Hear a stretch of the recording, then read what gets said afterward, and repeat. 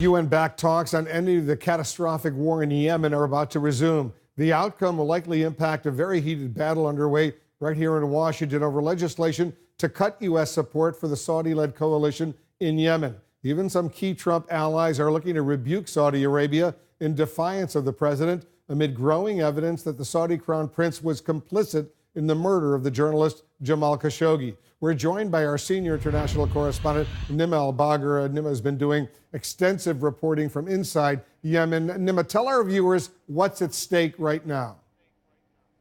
Well, with the talk starting up, Wolf, we thought it was really important to take our viewers back inside this story.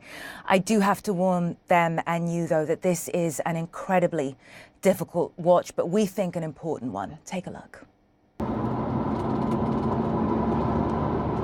At the front lines in Hodeidah, every inch of territory gained and lost has been brutally fought over. Paralyzing Yemen and ravaging its people.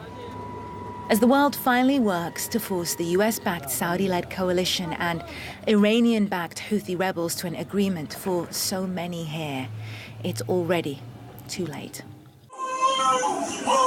What we're about to show you is almost unimaginable in its horror. These are 9-month-old Aqil's last gasps. Filmed inside a local clinic, Aqil died as the medical team fought to revive him. His desperate father borrowed the money to bring him here, and all he's leaving with is a little body wrapped in white. In hospitals and clinics across Yemen, time is running out. Little Muhtasim is also 9 months old. He struggles to even keep his eyes open. Support for the war in Yemen is waning, and many US lawmakers want out. Although US Secretary of State Mike Pompeo says without American involvement, life here would be worse.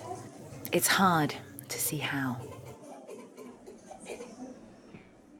Aqil is one of the estimated Yemeni children that dies every 10 minutes from hunger. That hunger is what killed Aqil, but also from curable diseases as a result of severe malnutrition. And that is really what is at stake. The talks are expected to last just over a week, but when you break down that week into minutes and you start to understand that the sheer scale, the sheer scope for the loss of life, because every moment another Yemeni child dies waiting for a ceasefire to be agreed upon the ground. Wolf. Nima, as you know, the U.S. Senate is discussing withdrawing support, the U.S. support for the Saudis right now. What impact would that have on the ground in Yemen? And we've now had a second group of bipartisan senators put forward a second resolution also calling for a withdrawal of support in the war in Yemen and a broader sanctioning of Saudi Arabia.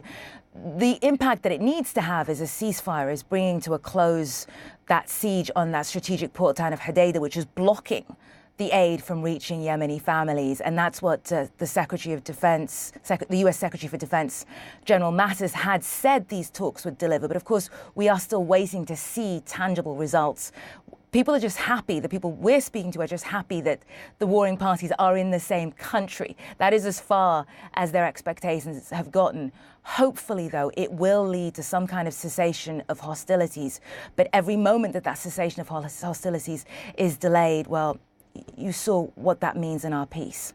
And I can tell you and our viewers, and as you know, the murder of Jamal Khashoggi has put the whole issue of Yemen right now on the front burner. We'll see what happens. Excellent reporting as usual. Nima Elbagir doing it for us.